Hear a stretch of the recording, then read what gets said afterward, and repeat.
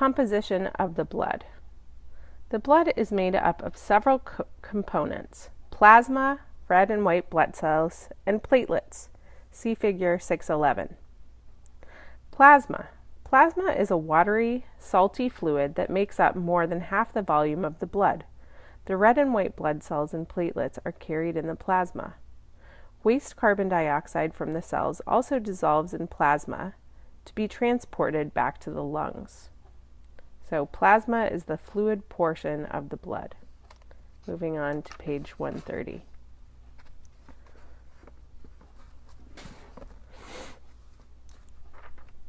Red blood cells. Red blood cells are also called RBCs, erythrocytes, or red corpuscles. Their primary function is to carry oxygen to the tissues. The hemoglobin molecules on these cells also provide the red color to the blood. White blood cells. White blood cells are also called WBCs, leukocytes, or white corpuscles.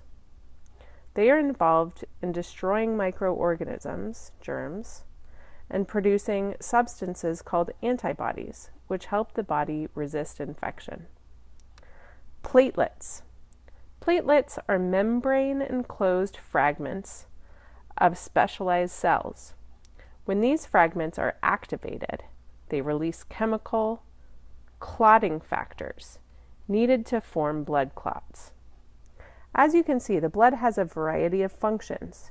It is used to transport gases such as oxygen and carbon dioxide, and also can serve as a reservoir for oxygen dissolved in its plasma.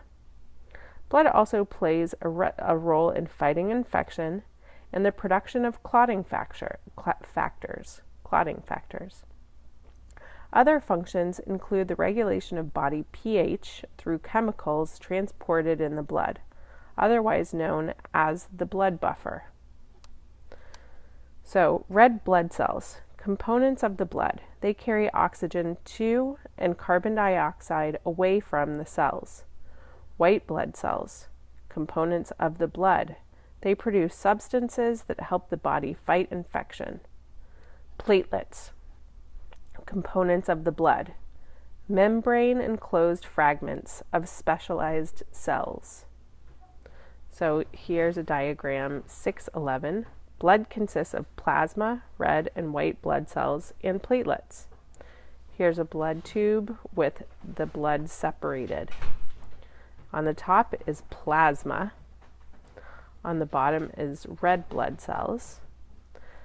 And in the center area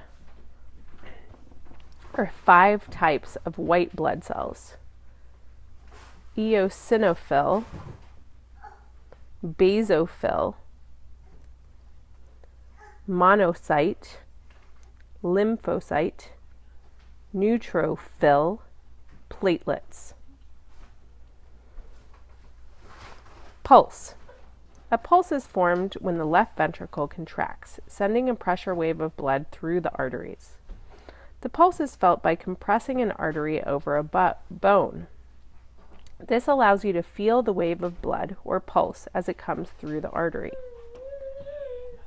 Earlier in this chapter, several arteries were named. Among them were the primary arteries where a pulse is taken for vital signs or CPR, the carotid, brachial, and radial arteries.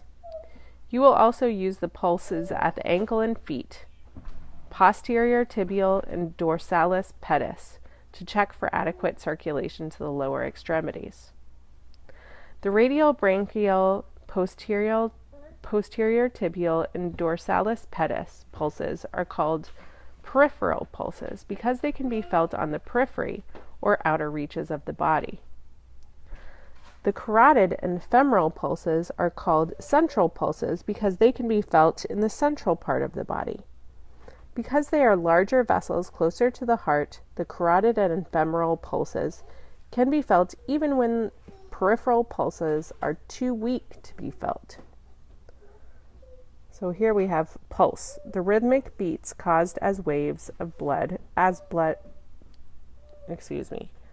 Pulse, The rhythmic beats caused as waves of blood move through and expand the arteries. Peripheral pulses. The radial, brachial, posterior tibial, and dorsalis pedis pulses, which can be felt at peripheral, which means outlying points of the body.